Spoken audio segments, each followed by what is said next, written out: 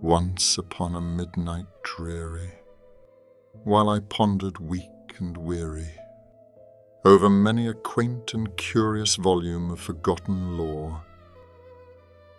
While I nodded, nearly napping, suddenly there came a tapping, as of someone gently rapping at my chamber door.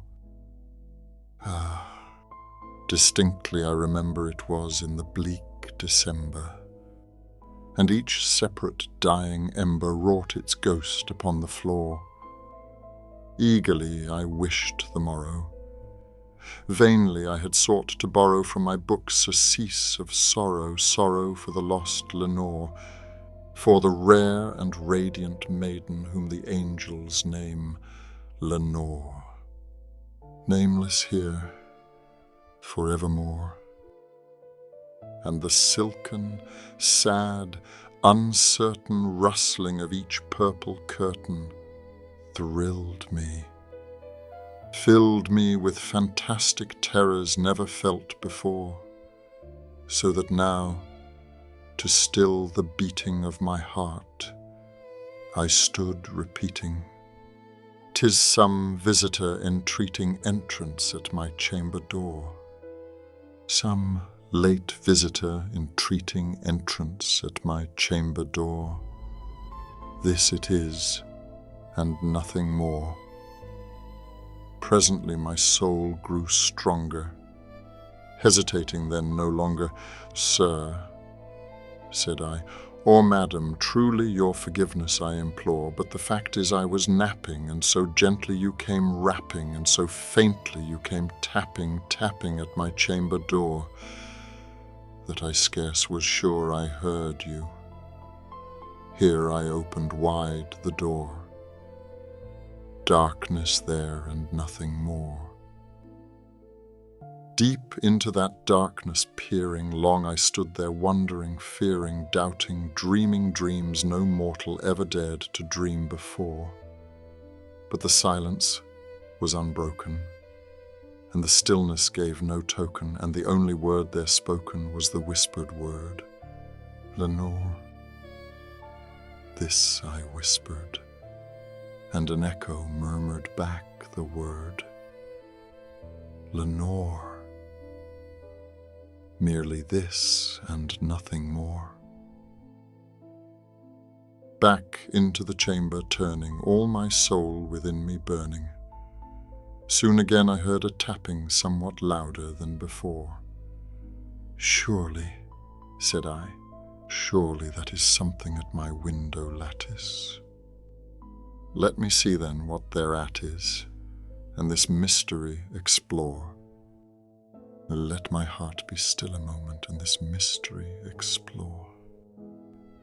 'Tis the wind, and nothing more."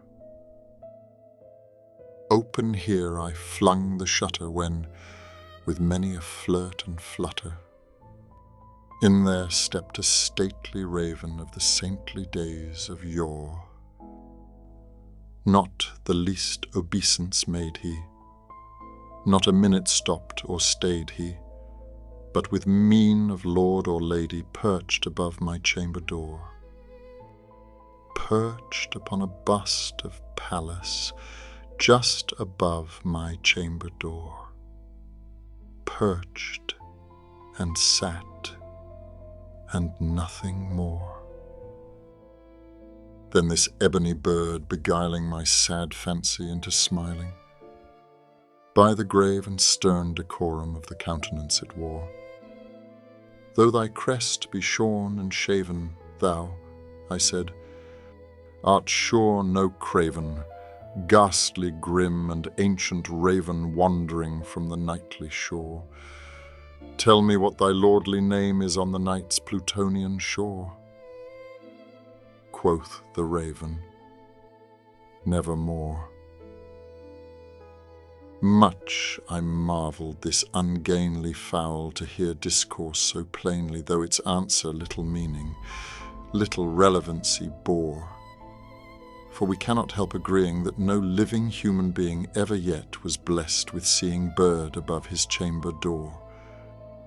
bird or beast upon the sculptured bust above his chamber door, with such name as Nevermore.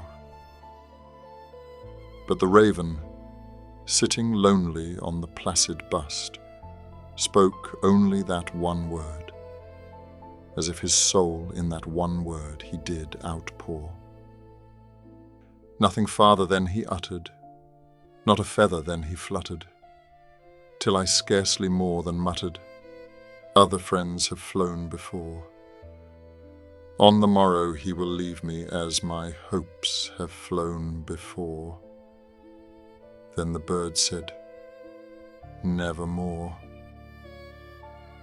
Startled at the stillness broken by reply so aptly spoken, "Doubtless," said I. "What it utters is its only stock and store caught from some unhappy master whom unmerciful disaster followed fast and followed faster till his songs one burden bore, till the dirges of his hope that melancholy burden bore, of never, nevermore." But the raven still beguiling all my fancy into smiling straight, I wheeled a cushioned seat in front of bird and bust and door. Then upon the velvet sinking I betook myself to linking fancy unto fancy, thinking what this ominous bird of yore, what this grim, ungainly, ghastly, gaunt and ominous bird of yore meant in croaking, "Nevermore." This I sat engaged in guessing, but no syllable expressing to the fowl whose fiery eyes now burned into my bosom's core. This and more I sat divining, with my head at ease reclining on the cushion's velvet lining that the lamplight gloated o'er, but whose velvet violet lining with the lamplight gloating o'er she shall press. Ah, nevermore. Then, methought, the air grew denser, perfumed from an unseen censer swung by seraphim whose footfalls tinkled on the tufted floor. "Wretch," I cried, "thy God hath lent thee. By these angels he hath sent thee respite, respite, and nepenthe from thy memories of Lenore.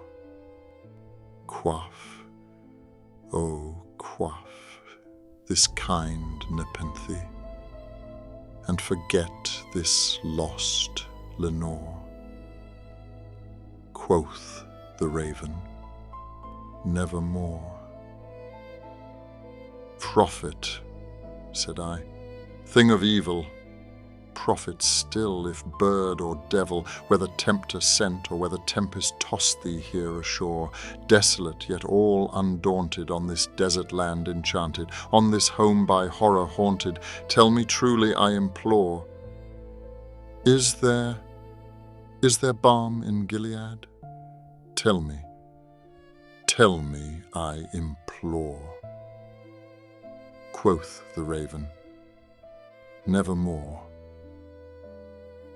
"Prophet," said I, "thing of evil, prophet still, if bird or devil, by that heaven that bends above us, by that God we both adore, tell this soul with sorrow laden if within the distant Aidenn it shall clasp a sainted maiden whom the angels name Lenore, clasp a rare and radiant maiden whom the angels name Lenore." Quoth the raven, "Nevermore." "Be that word our sign of parting, bird or fiend," I shrieked, upstarting, "get thee back into the tempest and the night's Plutonian shore. Leave no black plume as a token of that lie thy soul hath spoken. Leave my loneliness unbroken. Quit the bust above my door.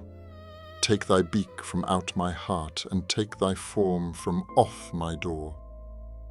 Quoth the raven, "Nevermore."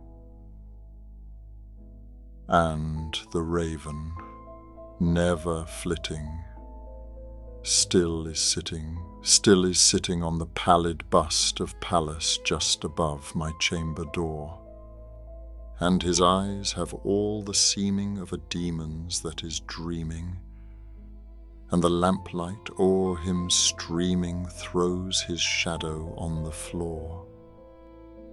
And my soul, from out that shadow that lies floating on the floor, shall be lifted evermore.